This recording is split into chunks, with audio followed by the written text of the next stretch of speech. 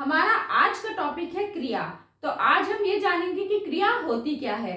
हम सबको पता है हम रोजाना कुछ ना कुछ काम करते रहते हैं, तो वो काम करना ही क्रिया होती है। यानी कि किसी काम का होना, जब किसी वाक्य में हम ये देखते हैं कि कोई काम हो रहा है या कोई काम कर रहा है, तो वो क्या होती है? क्रिया। बहुत आसान भाषा में है, जैसे मैं पढ़ा रही हूँ, तो मैं काम कर रही हूँ ना, मैं पढ़ा रही हूँ। तो यहाँ पर क्या है, जो पढ़ाना है वो हो गई हमारी क्रिया। ठीक। अब क्रिया के कुछ मूल रूप होते हैं, यानी कि पढ़, जैसे पढ़ाना, हम तो बोलते हैं पढ़ाना, लेकिन उसका मूल रूप क्या होता है, यानी उसका धातु रूप क्या होता है? पढ़। या हम लिख रहे हैं तो क्या हो गया? लिख। हम चल रहे हैं तो चलना का मूल रूप क्या है? चल। लेकिन जब इस मूल रूप या इसके धातु रूप में हम एक प्रत्यय, कौन सा प्रत्यय जोड़ देते हैं? हम प्रत्यय जोड़ देते हैं ना, तो ये क्या हो जाता है? क्रिया का रूप बन जाता है, ये क्रिया बन जाती है। तो यानी कि इसका इस मूल रूप में अगर पढ़ में हम पढ़ना जोड़ दें तो ये क्या बन जाएगा? ये क्रिया बन जाएगी।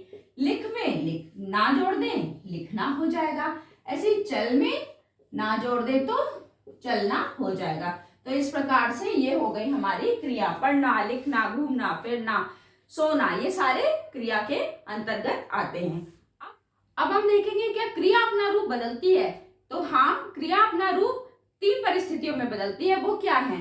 जब हम किसी भी वाक्य में लिंग में परिवर्तन करते हैं तो क्रिया का रूप बदलता है, या वचन में परिवर्तन करने के साथ क्रिया का रूप बदलता है, या कारक में जब परिवर्तन होता है उस वाक्य में तो क्रिया का रूप बदलता है। चलिए इसका एग्जाम्पल लेते हैं। जैसे लड़का पढ़ता है, ठीक है। अभी यहाँ हमने क्रिया क्या प्रयोग कर रहे हैं हम यहाँ पर, कि लड़का पढ़ता है, ये पढ़ना, ये क्रिया हो गई। अब क्या है? लिंग बदलते हैं। चलिए इसका, लड़का का हम लड़की कर देते हैं। ठीक, तो लड़की, यहाँ क्या होगा? पढ़ता है तो नहीं होगा, यहाँ होगा लड़की पढ़ती है। तो यहाँ पर क्या हुआ? क्रिया ने अपना रूप बदला, यानी कि लिंग के परिवर्तन के संग संग क्रिया अपना रूप बदलती है। अब क्या है? अब हम ले लेते हैं वचन। वचन में जैसे यहाँ पर हम यही वाला ले लेते हैं, लड़का पढ़ता है, यहाँ ये है लड़का पढ़ता है। वचन बदला, ये एक वचन था, यहाँ पर हम बहुवचन में इसको बदलेंगे। क्या करेंगे? लड़के पढ़ते हैं। तो यहाँ पर वचन बदला, हमने लड़का का लड़के करा, और यहाँ था पढ़ता, यहाँ क्या हुआ? पढ़ते हैं। ठीक, यानी कि वचन जब बदलता है तो क्रिया अपना रूप बदलती है। अब हम देखते हैं कर्ता, अब हम देखते हैं कारक। कारक यानी मान लो यहाँ है लड़का पढ़ता है, ठीक है। अब यहाँ अगर हम कारक यानी कि जो कारक होते हैं, कर्ता, कर्म, करण, ये सारे कारक हैं। तो अगर हम यहाँ कर दें कि लड़के को पढ़ना है, ठीक है, हमने यहाँ ये कारक लगा दिया।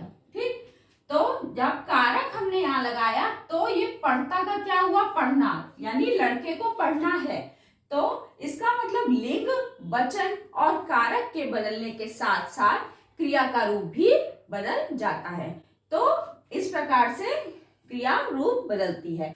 अब हम देखेंगे कि क्रिया के कितने प्रकार हैं, क्रिया को हम कितने भागों में बांट सकते हैं। तो क्रिया को हम 2 भागों में बांट सकते हैं। कौन सा है वो? पहला है सकर्मक क्रिया और दूसरा है अकर्मक। ठीक है, सकर्मक, सा का मतलब क्या होता है?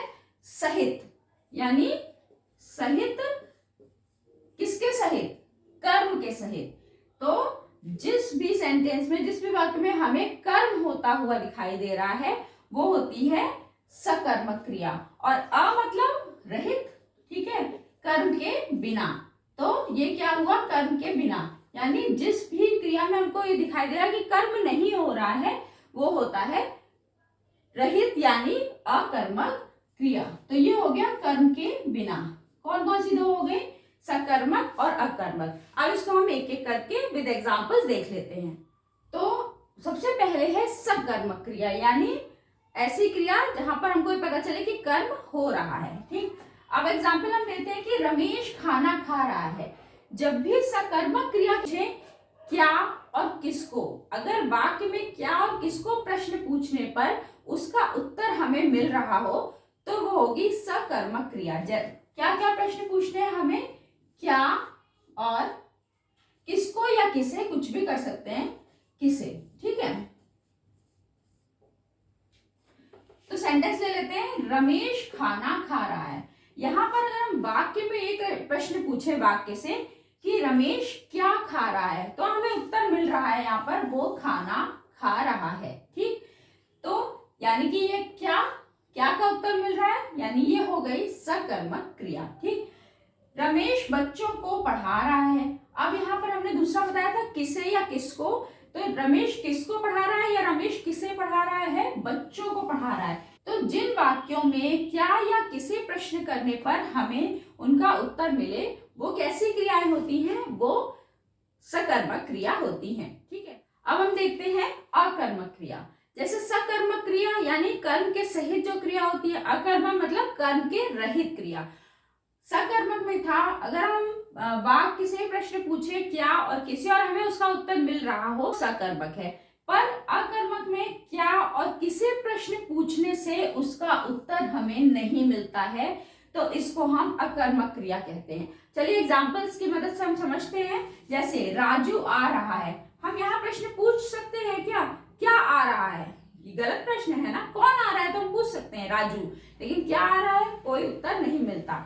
इसी प्रकार सीता खा रही है, तो क्या खा रही है, खा रही है, कौन खा रहा है, सीता खा रही है। कौन उत्तर, हमें कौन का उत्तर नहीं चाहिए, हमें क्या या किसे का उत्तर चाहिए। अगर यहाँ यह होता कि सीता खाना खा रही है तो हम ये पूछ सकते थे सीता क्या खा रही है, खाना खा रही है।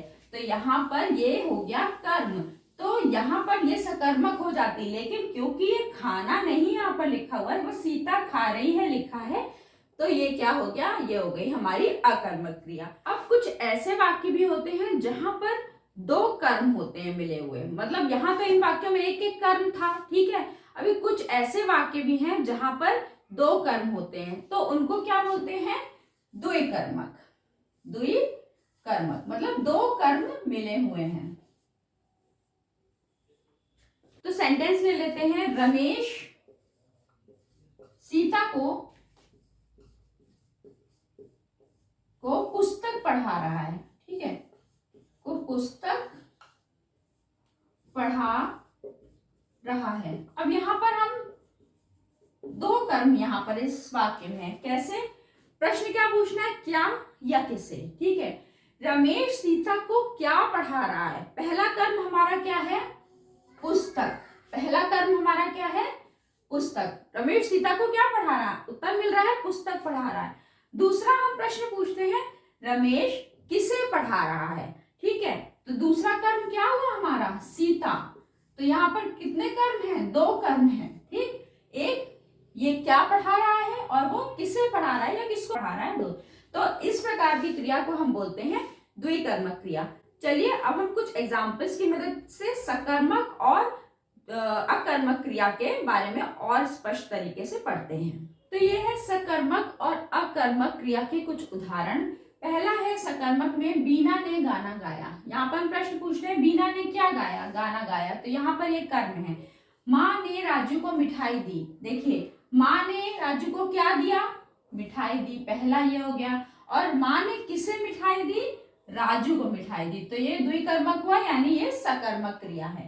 राधा ने खीर बनाई, राधा ने क्या बनाया, खीर बनाई। श्री कृष्ण ने बांसुरी बजाई, यानी श्री कृष्ण ने क्या बजाया, बांसुरी बजाई, कर्म है ये हो गई सकर्मक। कवि कविता लिखता है, कवि क्या लिखता है, कवि कविता लिखता है। तो आपने एक चीज ध्यान दी होगी, यहाँ पर ये जितना भी जो भी कर्म है वो क्या है, वो संज्ञा है, ठीक है। यानी यहाँ संज्ञा हो या संज्ञा की जगह पे प्रयोग किए हुए सर्वनाम हो, वो दोनों ही कर्म के अंतर्गत आते हैं। यहाँ अगर क्या का उत्तर अगर कोई क्रिया के तौर पे मिलता है तो नहीं होगा, उसका उत्तर हमें संज्ञा सर्वनाम के रूप में ही मिलना चाहिए।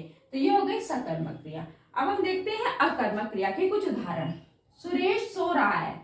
अब आप ये कहेंगे यहाँ तो हो रहा है, मतलब यहाँ तो प्रश्न का उत्तर मिल रहा है कि सुरेश क्या कर रहा है, सुरेश सो रहा है, नहीं, यहाँ पर ये सोना तो एक क्रिया है ना, यहाँ कोई संज्ञा सर्वनाम शब्द तो नहीं है, तो ये अकर्मक क्रिया ही होगी। पक्षी उड़ रहे हैं, अब यहाँ पर मान लो हम सवाल पूछते हैं पक्षी क्या कर रहे हैं, पक्षी उड़ रहे हैं, लेकिन ये उड़ना कोई संज्ञा है नहीं है ना, ये क्या है, ये एक क्रिया है, तो ये भी अकर्मक क्रिया है। बच्चा सो रहा है, यहाँ पर सोना एक क्रिया हो रही है अकर्मक। शेर बैठा है या घोड़ा दौड़ रहा है, यहाँ पर किसी का भी उत्तर क्या या किसको के रूप में हमें नहीं मिल रहा है, तो ये सभी उदाहरण अकर्मक क्रिया के हैं। तो आई होप आपको आज सकर्मक और अकर्मक क्रिया बहुत अच्छे से समझ में आई होगी। अगर आपको मेरा ये वीडियो पसंद आया हो तो इसको शेयर करें, लाइक करें और मेरे चैनल को सब्सक्राइब करें।